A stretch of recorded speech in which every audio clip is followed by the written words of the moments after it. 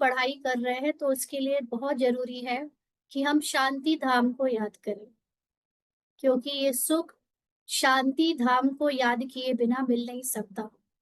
तो शांति धाम का मतलब कोई ऐसी जगह नहीं है जहां पर जाकर याद करना है, लेकिन शांति धाम का मतलब है हमारी वो वास्तविक उच्चतम अवस्था जिसमें सिर्फ शांति है, हमारी हाईएस्ट कॉन्शियसनेस में, जहाँ ये रोल का कोई थॉट नहीं है, ड्रामा की कोई स्मृति पहचान मेमोरी नहीं है, कोई भी तरह की फीलिंग्स इमोशंस या सेंसेशन नहीं है, जो एकदम शून्य एकदम साइलेंट है।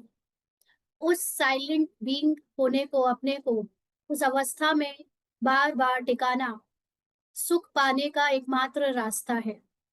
जितना ज्यादा हम अपने को शांति की उस अवस्था में टिकाएंगे उतना ज्यादा हमें सुख मिलेगा। इसको कहते हैं सुख धाम जाना। क्योंकि अगर हम ये सोचे कि हमें जैसे हद की दुनिया में सुख मिलता था कि घर कर ले, शादी कर ले, बच्चे कर ले, नौकरी कर ले, पैसा कमा ले, घूम आए, खा के आ जाए अच्छी जगह से, या कोई आंखों से कोई चीज देख आए, ये सारी चीजें जो सुख की आधार थी वो सब विनाशी और बहुत जल्दी जल्दी चेंज होने वाली थी। इसलिए हमें उन चीजों से परमानेंट सुख मिल ही नहीं पाया। लेकिन अब अगर हमें परमानेंट सुख चाहिए तो हमें अपने अवस्था को परमानेंट शांति की अवस्था तक पहुंचाने का अभ्यास प्रैक्टिस करनी पड़ेगी।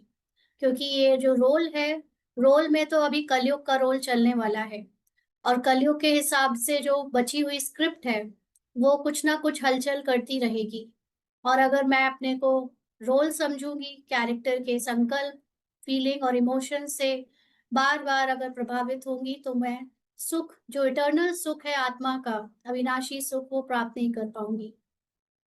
तो जब हमारे सामने एम एंड ऑब्जेक्ट तैयार खड़ा है कि मैं हूँ ही आत्मा शांति स्वरूप, शांति की अवस्था में जो मेरा ओरिजिनल स्वरूप है वो, और उस शांति में जो आनंद है, मुझे वही आनंद, अपना आनंद, इटर्नल आनंद चाहिए, वही मेरा आनंद है, उसको कभी भूलना नहीं चाहिए।